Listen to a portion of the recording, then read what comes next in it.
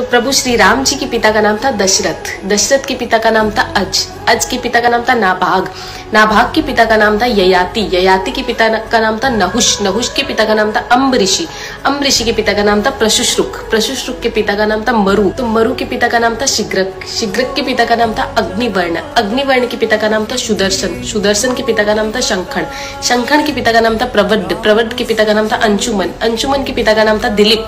दिलीप के पिता का नाम था भागीरथ, ये वही भागीरथ है जो गंगा को पृथ्वी पर लेके आए थे, जिसको भागीरथी के नाम से भी जाना जाता है। राजा भागीरथ के पिता का नाम था कुकुस्थ, कुकुस्थ के पिता का नाम था रघु, ये रघु वही राजा है जिनके नाम पर ये रघुकुल पड़ा, क्योंकि ये बहुत ही पराक्रमी और तेजस्वी राजा थे। आज भी कहा जाता है कि रघुकुल रीत सदा चली आई, प्राण जाए पर वचन न जाए। तो राजा रघु के पिता का नाम था राजा असमंज, राजा असमंज के पिता का नाम था राजा सगर, राजा सगर के पिता का नाम था राजा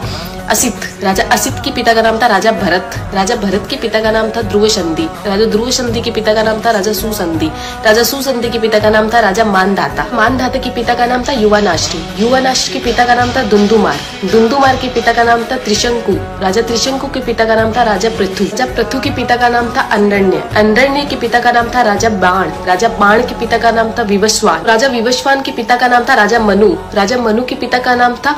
इक्ष्वाकु, इक्ष्वाकु के पिता का नाम था राजा कुक्षी, राजा कुक्षी के पिता का नाम था राजा विकुक्षी, राजा विकुक्षी के पिता का नाम था राजा कश्यप, राजा कश्यप के पिता का नाम था राजा मरीचि, राजा मरीचि के पिता का नाम था ब्रह्मा जी। तो इस हिसाब से हमारे प्रभु श्री राम जी ब्रह्मा जी की 39वीं पीढ़ी है, 39th। तो ज्यादा से ज्यादा ये वीडियो शेयर कीजिए, क्योंकि आने वाला इतिहास ये नहीं बोलना चाहिए कि सनातनियों को मुगलों का इतिहास तो पता था और खुद का इतिहास नहीं पता था। तो ज्यादा से ज्यादा इस वीडियो को शेयर कीजिए। जय श्री राम।